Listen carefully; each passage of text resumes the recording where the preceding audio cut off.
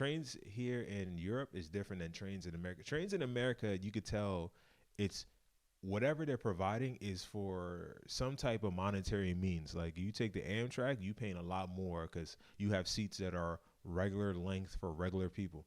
You take a regular train or something, I mean, you got to deal with a whole bunch of stuff. There's people wilding out on there, like it's crazy.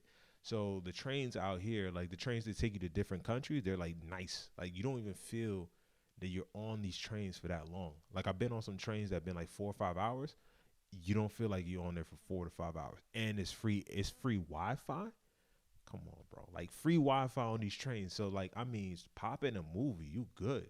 In America, you gotta pay for that. You gotta pay like probably $8, $10, and the Wi-Fi be shitty. The Wi-Fi don't even be good that you paying for the trains that you have to take. That for the trains that provide that service. So you take a 4 or 5 hour train.